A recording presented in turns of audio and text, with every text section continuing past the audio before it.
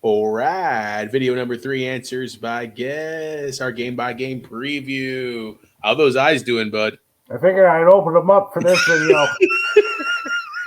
They have been closed there, friend. Oh my gosh.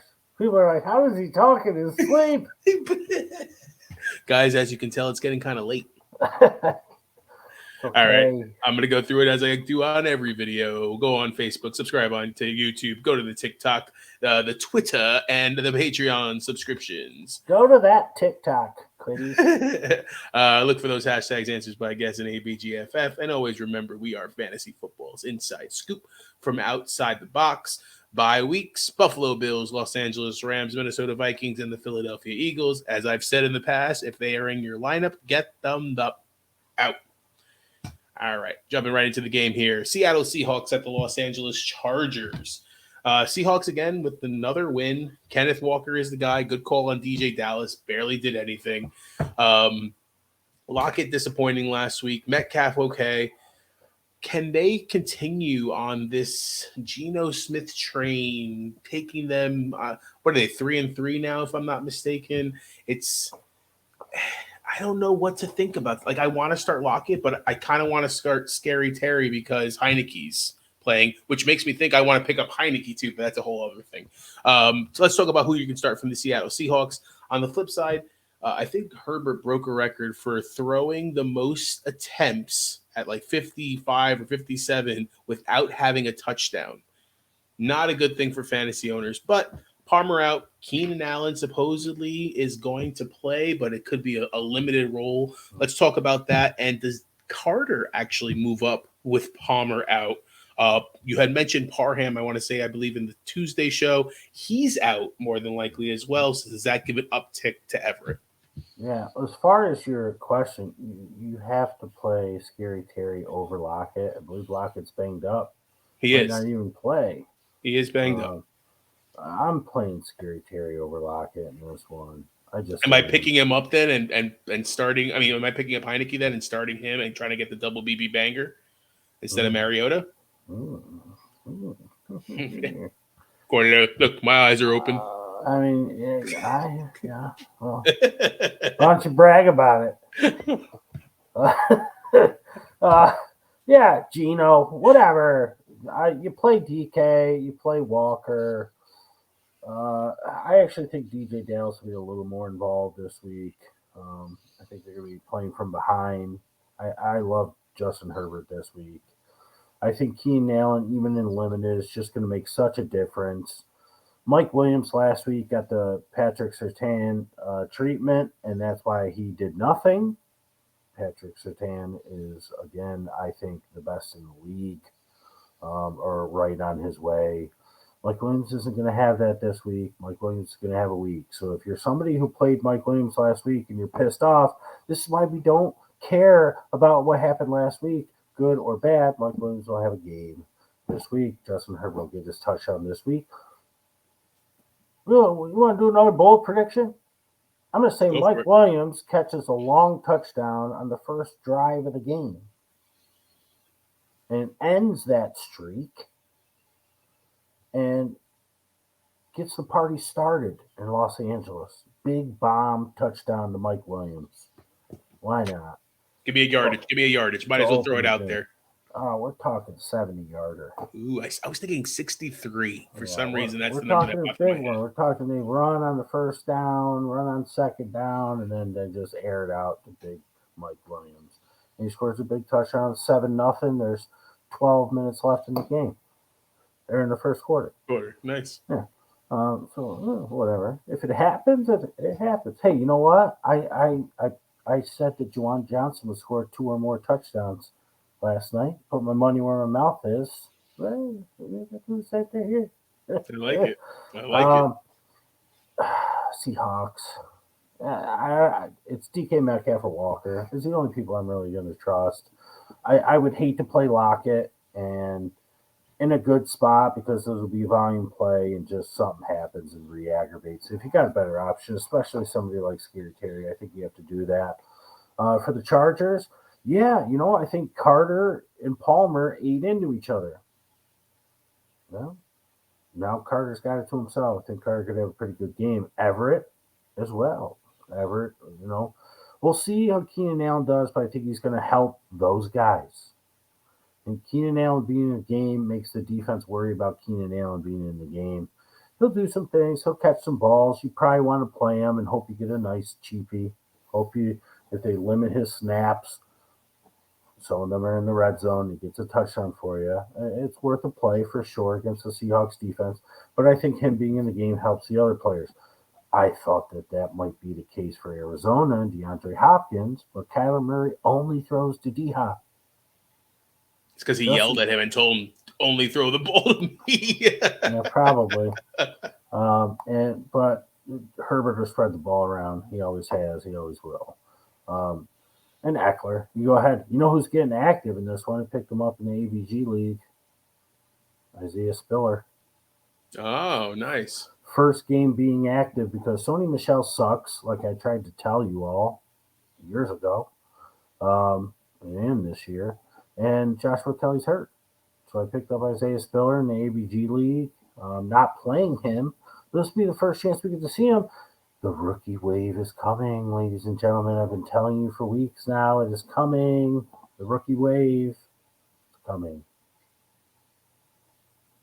Just a quick mention. I've seen, was it Kyron Williams being picked up? Remember, he's on bye this week. That could be somebody else to be able to pay attention to, especially with all the Akers things and the Henderson not looking the greatest and stuff like that, too. Yeah, it'll be interesting to see where Akers goes. I think he's going to go to Miami. Miami makes sense. You know who I was kind of thinking is a little bit of a dark horse? The Giants. I know Barkley's the 3-down back, but it gives a change of pace.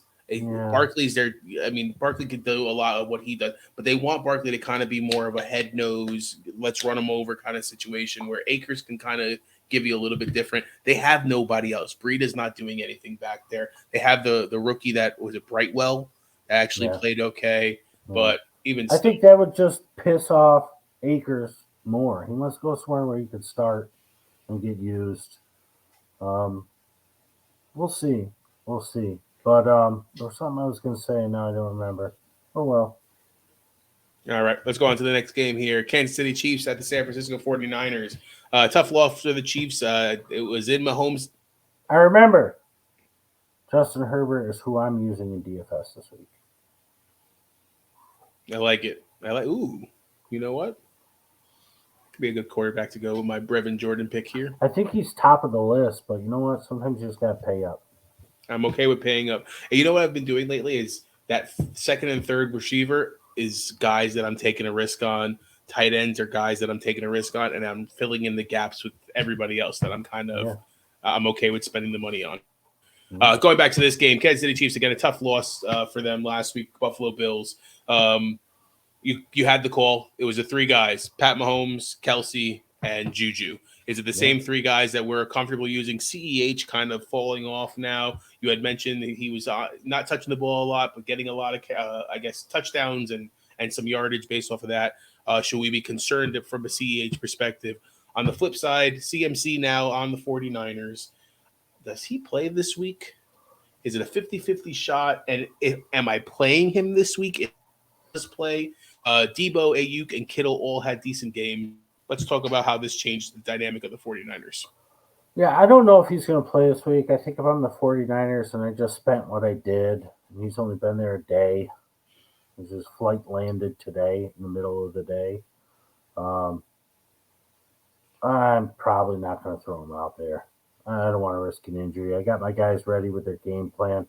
I mean, it might be a smart thing for a couple plays, but then it's just like, you know what? Like, he was practicing in Carolina all week until Thursday night at midnight.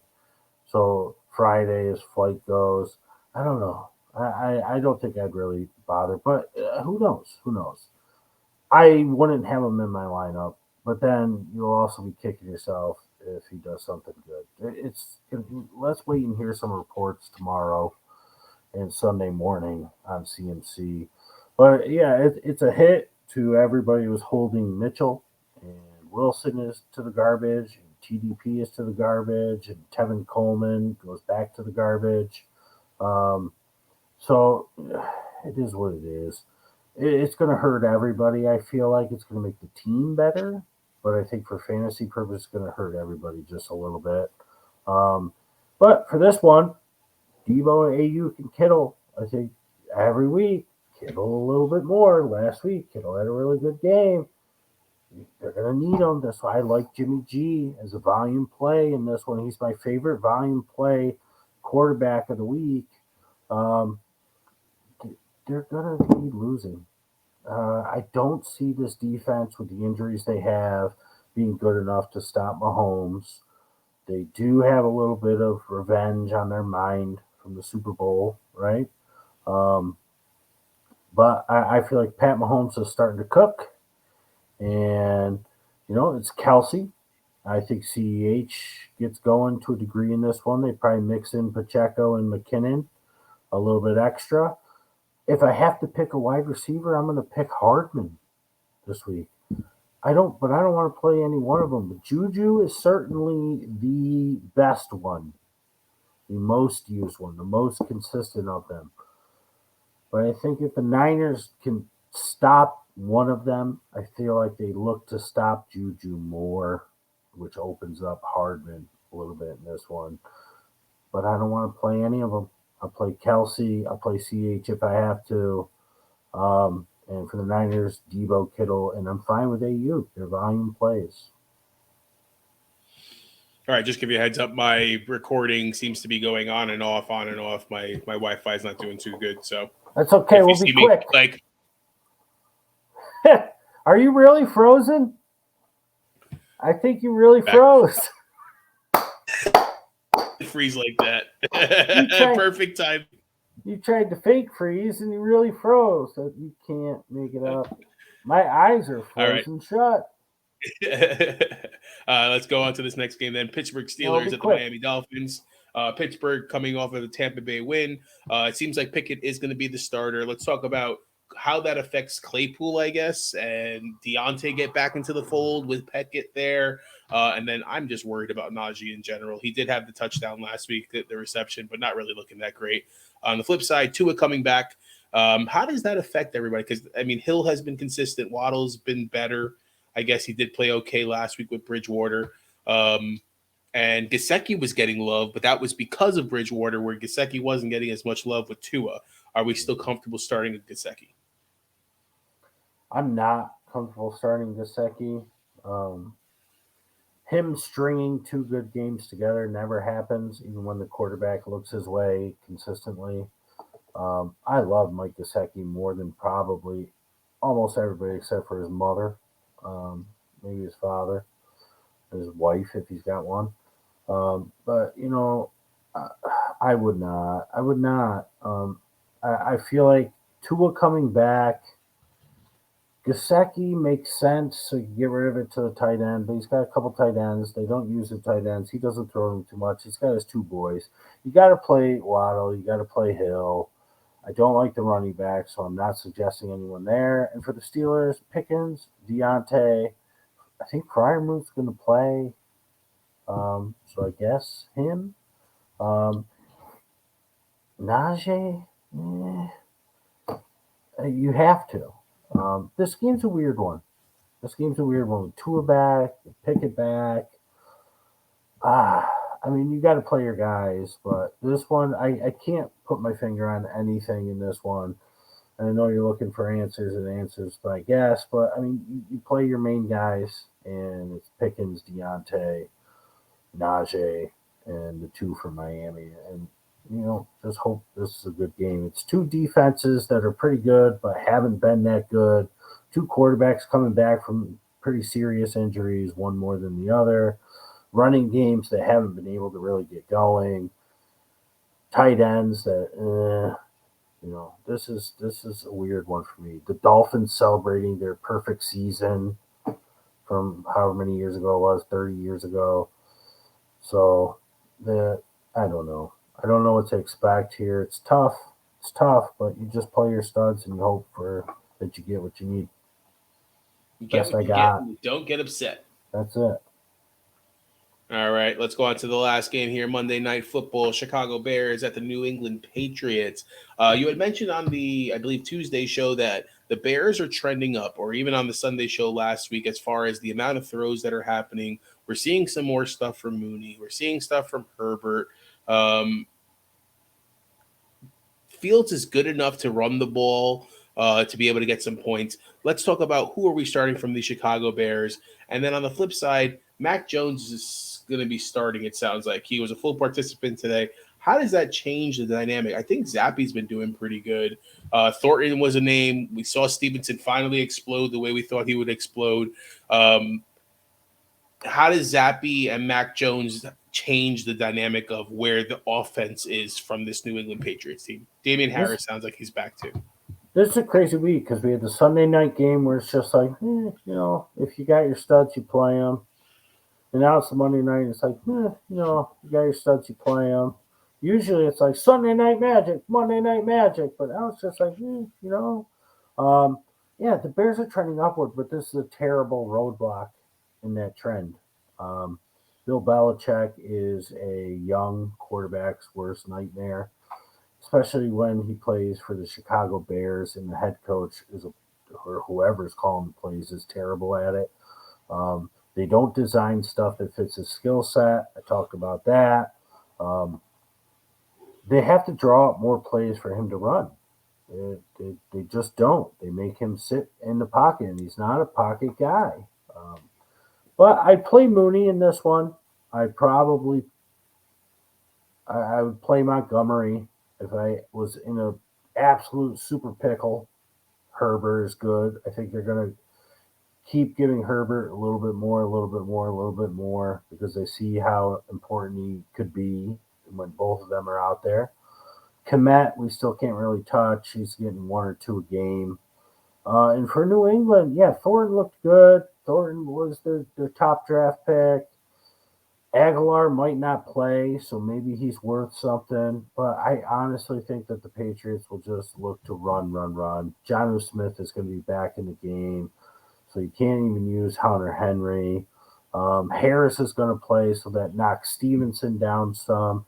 So it's just like the Sunday night game. It's like, I don't know. The defense for the Patriots is probably the play of the week.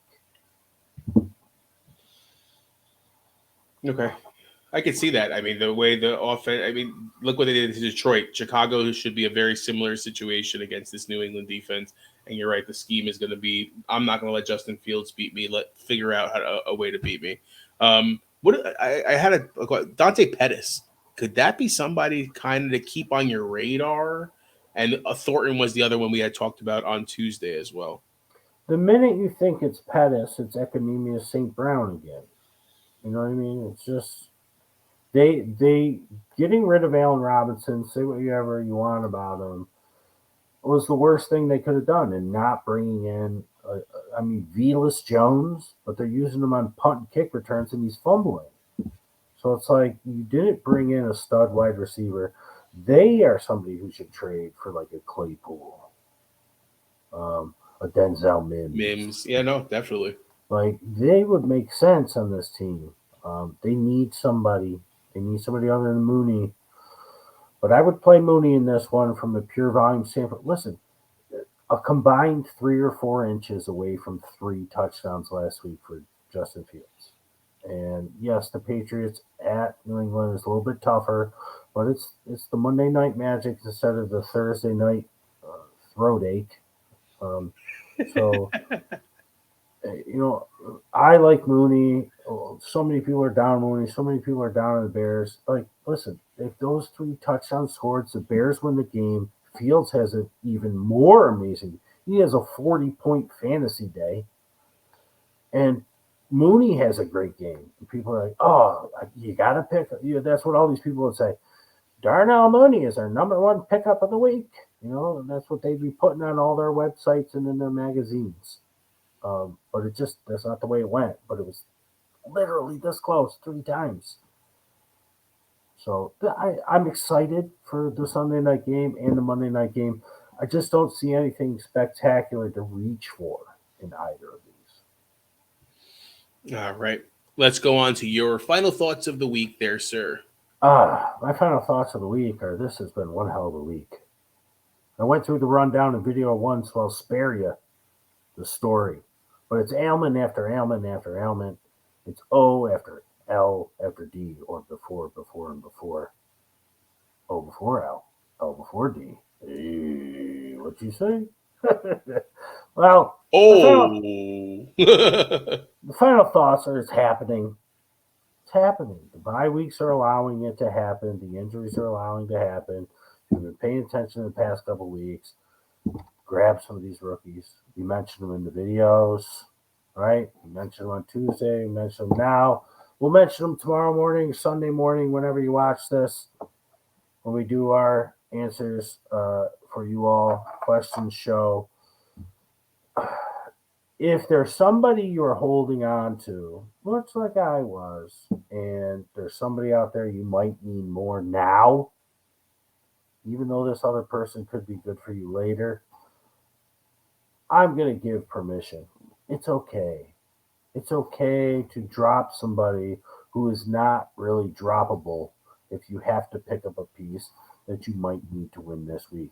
We're at the point, week 7, halfway, literally halfway, where we have to win now.